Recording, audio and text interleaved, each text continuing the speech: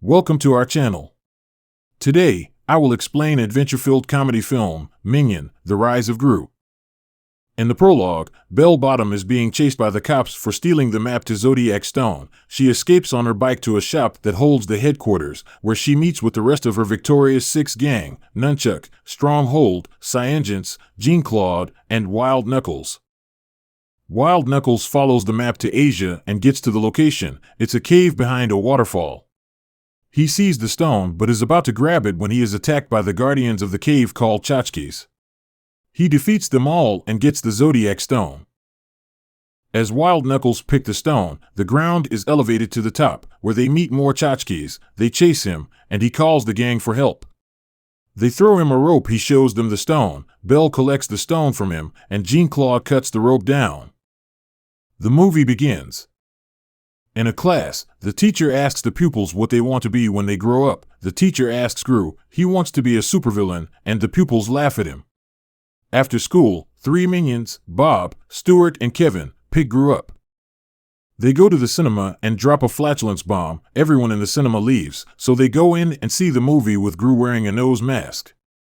After the movie, they go to a game center and play different games, but cheat. Gru and the minions go to an ice cream shop and shoot everyone with cheese. The shop attendant is threatened and gives them ice cream for free. They eat the ice cream in front of people cycling. Gru and the minions return home, and Gru checks his mail. He has a disc from the Vicious Six.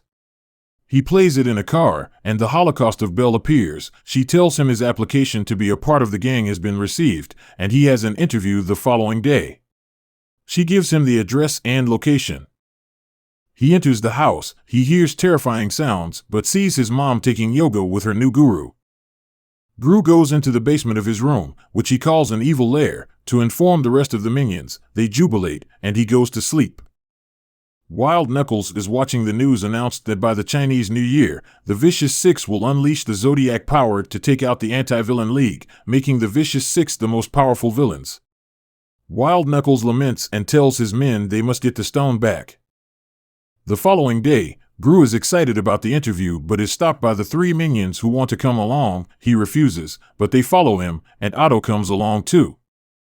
Gru goes into the shop and meets the attendant, who tells him how to get to the headquarters. He gets into the headquarters and is called in for his interview. He sees the gang and introduces himself. He says his age, and they question if he thinks a child can be a villain. Belle mocks him that he is a child and can't be a villain, while the other gang members laugh. Belle tells Gru to return when he can impress her. Belle calls for the next person, and while he is showing his skill, the gang is distracted, and Gru steals the Zodiac Stone and escapes. Wild Knuckles is watching from another building and sees Gru.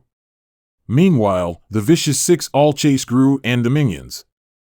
The stone falls off, and Otto grabs it. Gru tells Otto to take it to the lair while he distracts them. The Vicious Six chase them, wreaking havoc on the streets, but Gru gets away eventually. At the lair, the minions and Gru celebrate. Otto returns to the lair without the stone. He explains that he gave out the Zodiac Stone to a girl for a pet rock because he loved the pet rock. Gru is mad and wants to get the stone back. He fires the minions and expects them to be all gone upon his return. As Gru leaves, he is kidnapped by Wild Knuckles' boys. Wild Knuckles asks him for the stone, and he gives him the pet rock. Wild Knuckles tells Gru to call home for a ransom. Kevin answers the call, and Wild Knuckles gives him 2 days to return the stone to him in San Francisco, or they lose Gru. Kevin asks Otto to describe the girl he gave the Zodiac Stone. They get a drawing of her and trace her to her house. They meet the girl, and she says she gave the stone to her uncle. Meanwhile, the uncle rides out with the stone on his neck. Otto sees him and calls Kevin out, but the uncle is gone. Otto hops on the nearby scooter and follows the uncle. The minions leave and see a bus to San Francisco, and they jump on it without Otto. The Vicious Six take their rides to the headquarters and search for Gru. Bob, Stuart, and Kevin get to the airport. They cannot buy tickets, so they disguise themselves as pilots and air hostesses and fly to San Francisco. Wild Knuckles sets Gru up in a disco inferno so that after 48 hours, the blades attached to the machine will kill him. The three minions arrive in San Francisco and follow a train to Wild Knuckles' house. They disguise themselves as flowers but are discovered by Wild Knuckles' men and are chased into Chinatown. The men beat the minions but are stopped by an old lady who is a master in Kung Fu. The minions beg her to teach them Kung Fu so they can save Gru. Back in Gru's house, the other minions and Gru's mom are visited by the Vicious Six and get Gru's location. Master Chow teaches them the basic skills of Kung Fu. It is difficult for them, and they want out, but she calls them back and trains them.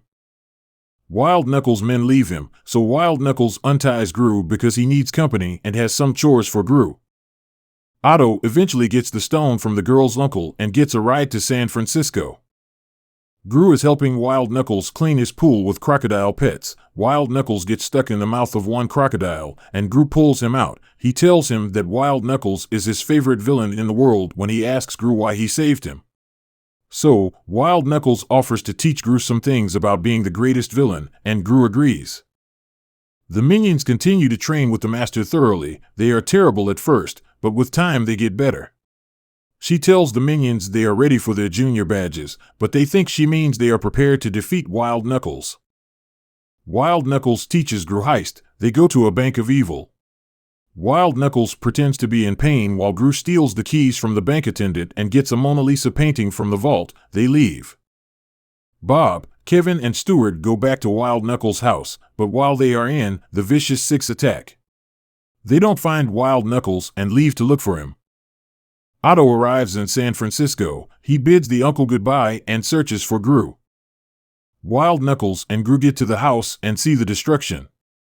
Wild Knuckles is in pain, and Gru tries to encourage him so they can both form a team and be called the Terrible Twos. Gru tells him they could find the stone and show the world how terrible they are, but Wild Knuckles shuts him up and sends him off. Gru leaves and hops on the available train. He sees Otto amid the New Year's celebration in Chinatown. They meet, and Gru collects the stone from Otto to give to Wild Knuckles, but they are stopped by the Vicious Six. They get the stone, but the Anti-Villain League surrounds them. The clock strikes 12, and Belle touches a part of the stone, which changes her and her gang into monsters that disrupt the city. Belle ties Gru to the town clock hands. Bob, Stuart, and Kevin want to fight Belle, but she changes them into small animals. Wild Knuckle gets to the scene and says he's going to save Gru, and the minions join him. They hear the familiar voice of the Kung Fu master and are motivated. They weaken the rest of the gang. Otto saves Gru. Gru, Bob, Kevin, and Stuart get the stone and change the Vicious Six to rats. The Anti-Villain League also arrests the gang and Wild Knuckles. Gru rehires the minions. Later on, Gru and the minions mourn Wild Knuckles, but he shows himself to Gru secretly. They bury a coffin filled with bananas, and after the funeral, Gru greets Wild Knuckles, and he says he faked his death to avoid authorities. Wild Knuckles, Gru, and the minions drive off in excitement. For the extended cut, Gru returns to the shop which holds the headquarters and asks the shop attendant, Dr. Nefario, if he would like to work with him as a scientist. The minions beg him, he agrees, and they fly off in his latest creation, which is an aircraft. That was all from the video. Subscribe to this channel for more content like this.